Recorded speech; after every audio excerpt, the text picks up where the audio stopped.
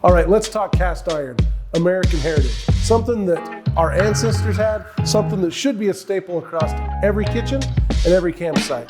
We're gonna talk about skillets, we're gonna talk about Dutch ovens and how to take care and clean them. How many times do you come across a skillet that looks like this one? Somebody burnt something in the bottom, can't get it cleaned up, or you get a Dutch oven that's like this, it's got some rust in it. Camp Chef's got some cool tools that will help you. All right, let's talk cleaning a skillet like this one that's got a bunch of grime and junk that's stuck into it. Maybe somebody burned a bunch of food in there.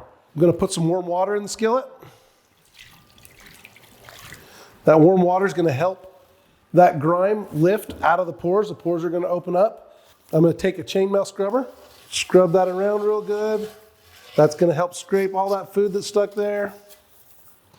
Also, you can take a pan scraper. We had a lot of stuff stuck in there. What I like to do too is take some of our cast iron cleaner, take that chainmail scrubber, mix it around.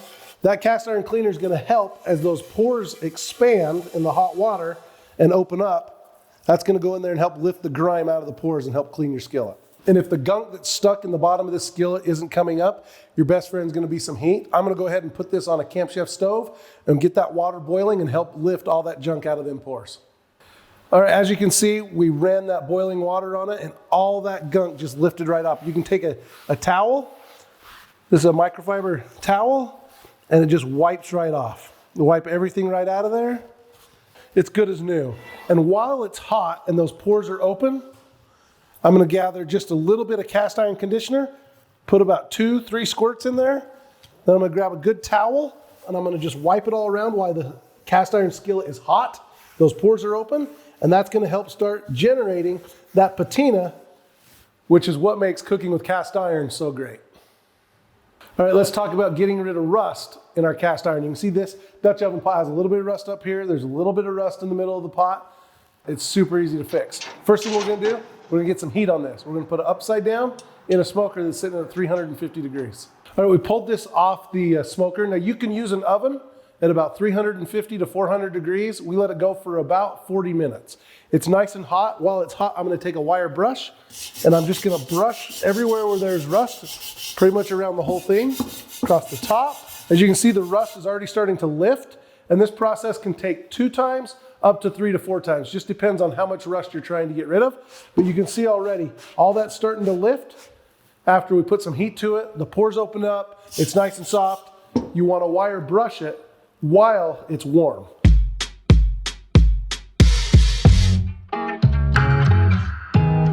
All right, we've ran the wire brush around it.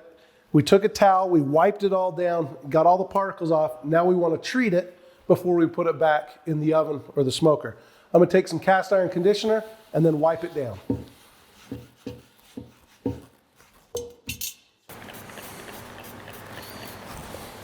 All right, we've wiped down the first layer of cast iron conditioner. Now we're gonna go back to the smoker or your oven at about 350 degrees and let it go for about another 30 to 40 minutes and let that bake in there. Then we'll repeat the process and we're building a patina and restoring this cast iron that had some rust in it. So we just pulled it off the oven and you can tell that that cast iron conditioner is starting to bake in there and build the patina that we want. I'm gonna take this wire brush and run it over one more time, those rusted areas while it's nice and warm, and then apply another coat of cast iron conditioner.